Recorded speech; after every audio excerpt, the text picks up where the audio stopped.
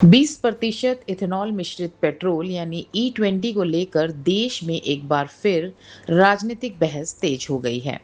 आम आदमी पार्टी के राष्ट्रीय संयोजक अरविंद केजरीवाल ने केंद्र सरकार की नीति पर सवाल उठाते हुए कहा कि अगर यह केवल एक प्रयोग है तो इसे पूरे देश में लागू क्यों किया गया। केजरीवाल ने कहा कि 30 जून को सुप्रीम कोर्ट में हुई सुनवाई के बाद कुछ मीडिया रिपोर्टों में बताया गया कि केंद्र सरकार ने E20 कार्यक्रम को एक चल रहा प्रयोग बताया था।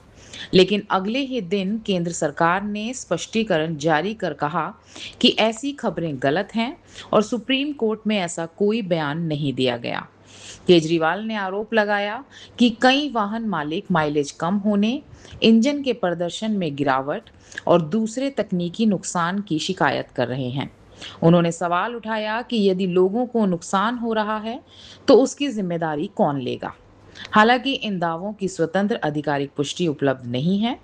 उन्होंने यह भी कहा कि यदि भविष्य में किसी नीति के परिणाम का मूल्यांकन होना है, तो पहले समिति स्तर पर परीक्षण होना चाहिए, न कि पूरे देश में इसे लागू किया जाना चाहिए।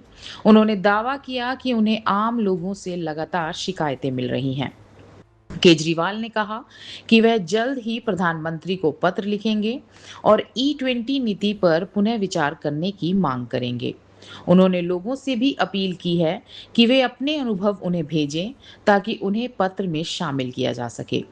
दूसरी ओर केंद्र सरकार और अटॉर्नी जनरल के कार्यालय ने स्पष्ट किया है कि E20 कार्यक्रम वैज्ञानिक परीक्षणों और विशेषज्ञों की सलाह के आधार पर आगे बढ़ाया गया है। सरकार का कहना है कि सुप्रीम कोर्ट में इसे प्रयोग बताने की खबरें सही नहीं थी। फिलहाल E20 नीति को लेकर बहस जारी है। आने वाले समय में सरकार, विशेषज्ञों और अदालत में चल रही प्रक्रिया के बाद इस मुद्दे पर और स्पष्ट तस्वीरें सामने आ सकती हैं। धन्यवाद।